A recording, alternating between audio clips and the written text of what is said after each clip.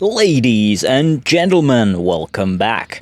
Today we start to explore the galaxy in Spacehaven. Last time we got our ship ready and we ended the episode as we departed from the first sector. I also remember saying that we were on day 24 when that happened, and I just checked the day of the game, and we are actually on day 14. Now, back in the game, we only have one system to go to, and it appears to be a farming station with some mineable asteroids. So let's go and mine whatever we can. We can also check the prices for the food while we are there. As we drop from hyperspace, I like to drop the ship right next to stations and friendly ships. Just in case there are asteroids in the sector, like here, the point defense weapons from friendly ships and bases can help in giving some covering fire. The reason why extra protection is good to have is simply because the asteroids can damage the ship, cause fires and destroy built structures on it, as happened later on this run. Once on the new sector, as there are no derelicts to explore, we start by mining all the asteroids in the area. I also want to check out the missions we have available in the station. These missions can give a lot of valuable resources that are rather hard to come by. For example, this farming station is offering a simple delivery job.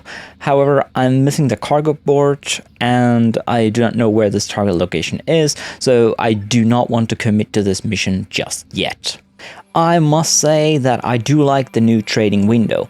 It is a lot easier to see what items are cheap to buy or are in demand in the Alpha 18 version.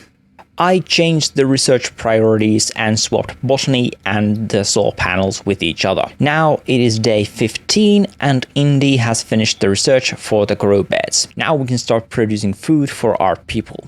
I have had some empty space built on the port side of the ship, and this is the area where we will be adding the greenhouse.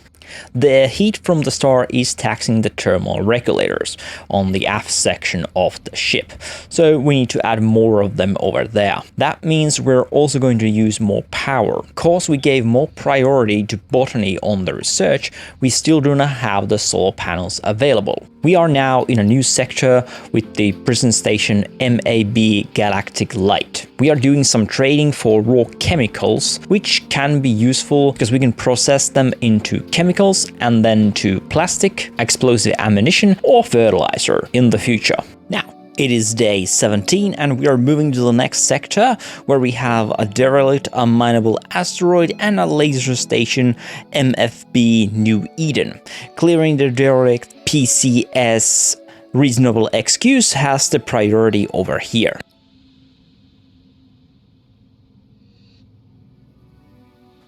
Let's talk about boarding options. There are 4 entry points to this ship. I selected a narrow looking entry point this time around, and then I have Calvin to work as a scout. And now that I think about it, this was a bad move. First of all, we had a mineable asteroid in the system and any injuries would harm that job. Second, Rosio had better zest, so any injuries gained would not have been so bad on Rosio. Good thing though, I left the rest of the team on a defensive position, but I'm gonna be honest, it's not the best position, but at least I had them securing the exit point. Once we make contact with the enemy, and it's bots again, we back away to give us some breathing room so that we won't get hurt when the bots eventually explode. Still, we do get injured in the process as one of the bot kamikazes us. Adair receives a blast injury in this. With the ship cleared, we gather the credits and data logs were lying around, and then we scrap everything and transfer all of it to our ship.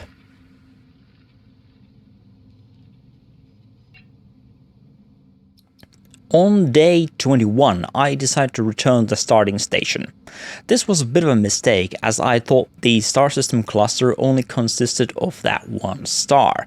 Had I known better, I would have explored the next star system as well. On the other hand, this meant that I advanced the game sooner, as I was no longer tethered to the starting sector in the future. So I reclaimed the old station and everything was just as I left them, except the asteroids and their locations. Those seem to change when the sector is loaded again. Back in the station, it was time to utilize all the infrastructure we left behind and go through all the junk we had gathered in the star system. On the ship, I expanded the aft section on the port side with a room with solar panels. Day 22 is when we finally got the tech research, so now we can build solar panels that will help with power production. I had also previously considered keeping the aft area without oxygen, so any fires would be immediately extinguished, but it did come with the penalty of my crew working more slowly and their work being more dangerous. So I decided to change that. With oxygen, the work in the industrial area quickened, and I have not regretted that decision at all. Day 25, we have finally cleared the mining station and we are ready to leave the sector and finally abandon the station for good. However, to do that, we will have to leave the sector and then come back. Back on the starting sector, it is time to scrap the station for resources. One thing I realized when scrapping the station was that I should have waited before scrapping the hull. Scrapping the inside area would have worked faster if there was still oxygen and people didn't have to wear protective suits. As a side hustle, we're going to do some trading as we can make some extra cash by moving goods around. For example, we buy 3 artificial meat from CB Hope's Light for 673 credits, and we can sell these to MFB New Eden for 1019 credits, which means we make about 336 credit profit in this. Of course, we're gonna lose a little bit of Hyperium there, but it's gonna be worth it. Alpha 18 added the ESP dispensers, which are great. While not as effective as the hypersleep chamber, it does help in diminishing the penalties when jumping between star clusters. Plus, I think it is a great investment early on. Also in Alpha 18, when you move between star systems, you might get one of these messages informing you about possible missions.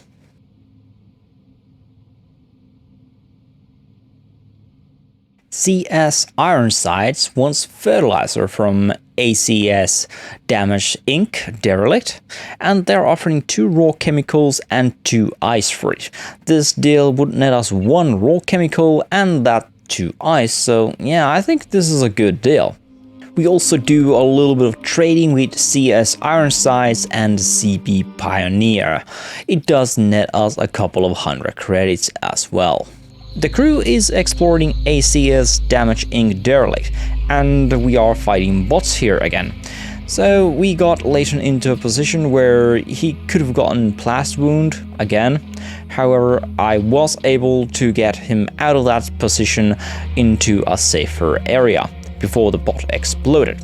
However, I do need to consider my strategy as I keep putting my crew into positions where they might get injured. With the ship cleared, we can once more start salvaging. One good quality of life feature is that the fertilizers are automatically set to be exported to the mission ship, so I do not need to worry about transferring them. The game already has set that transfer. With the fertilizers transferred, we are greeted by this window congratulating us on a job well done and explaining us what we gained from that mission.